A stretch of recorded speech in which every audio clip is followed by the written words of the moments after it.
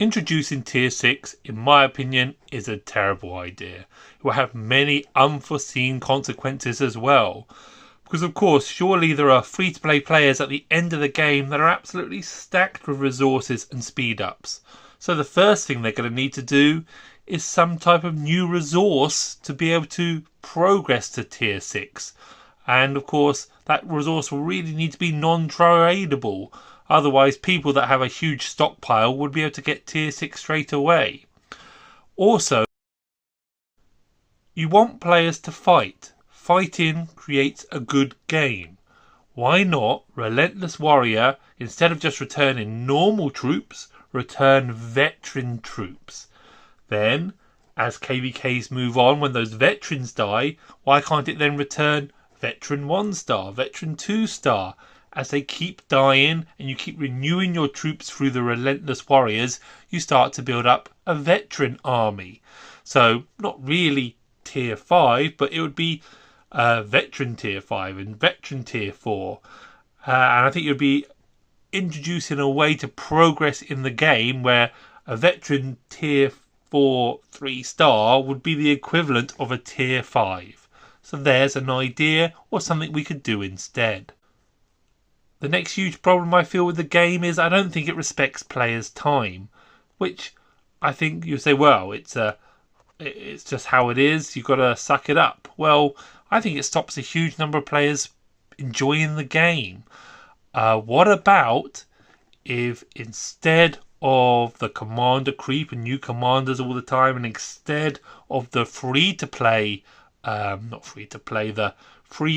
KVKs we have now where we can go and fight in King's Landing, what if we had Legion commanders?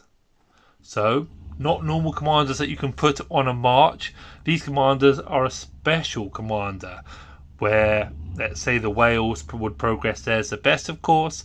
The Legion commanders then they'll be able to lead large numbers of players' marches. And for example, let's say this top row here would be assigned to Logic Bank, and I would then have put my 5 marches in along that line. And at the front, I would put my Martells and my Richards and my tanks. And then behind them, I'd probably put whatever the meta march is. For me at the moment, that would be Sun Tzu, Ethelflaed. And then behind that, maybe I'd put a buffer like Joan. Or they would be moving around in the fight quite a lot. So maybe YSG, because they've got a nice wide range. And it would introduce a huge amount of tactics of what I could do in that line that I'm given within this Legion. Instead of King's Landing being somewhere where we march into, the Legion would then go on to like a board in King's Landing, and I've sent my troops. I can then go off to bed and sleep, and the R4s would move the Legion to capture a city or a holy site within the King's Landing, and then if it fought another Kingdom's March, it would then use a scenario like the Sunset where they would clash, fight, there would be an outcome. The Legion commanders could have morale, so that obviously you don't lose all your troops once it gets to a certain point. The other side would run away, and then perhaps in the next 12 hours, or if they can get back to a safe city or a holy site, you'd be able to refresh your troops then. But the game would work differently. You could still have your normal KVKs, but then there'd be a KVK where your time is respected, your city is safe in its zone, but then you submit troops to go and fight in the legions, which is just done on a larger scale and not with all the clicking and running about and cavalry units using resource points to bounce off and run away. It would be about setting your troops and having clashes on this map which happen at a slower pace. For example, a legion to get to across the map to fight someone else would perhaps take time, or would only happen every 4 hours. It would move, then every 4 hours it would move, or even every 12 hours.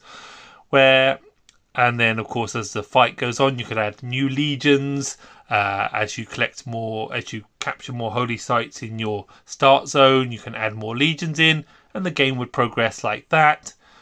Just an idea, But I think it'd be fun, as you say. I often see late game players and they've got hundreds of commanders they don't use.